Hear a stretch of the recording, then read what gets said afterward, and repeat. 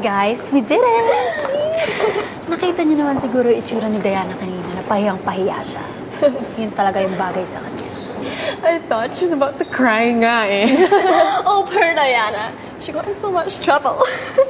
Ano kayang gagawin sa kanya ni Miss Alexa, no? Siguro naman enough na para paalisin siya, di ba?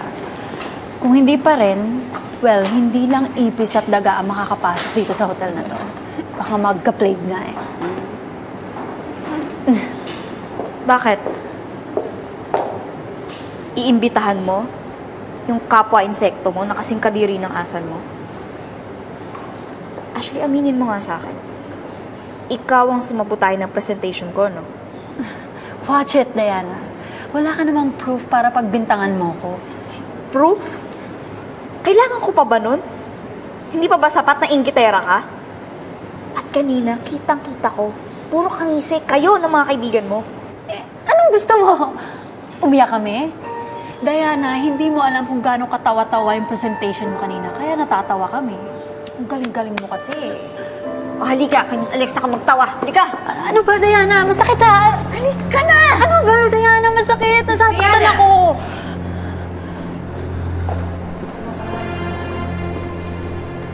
Anika, Paula, please excuse us.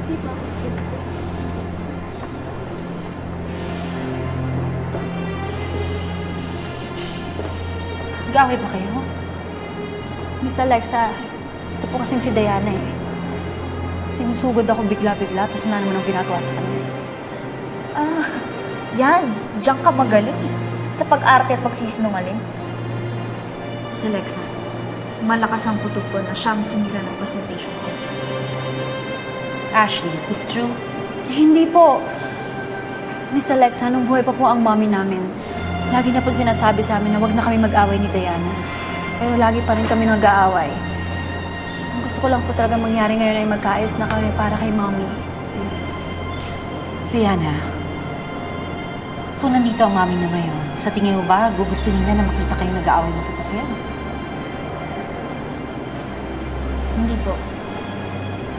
Pero, alam din po ni Mami kung gaano ako nagtitiis sa ugali ng kapatid ko na kahit kailan alam kong hindi na magbabago. Diana, please don't say that. People change. At naniniwala ako na sa sinasabi ni Ashley na gusto niya magbago para sa mami ninyo. Maraming salamat po, Miss Alexa, at naniniwala kayo sa akin.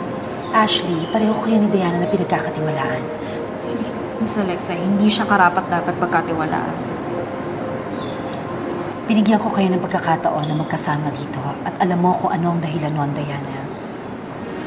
Nakausap ko na ang mga taga-marketing at sinabi kong huwag nang palakihan ang issue. It was just a random mistake.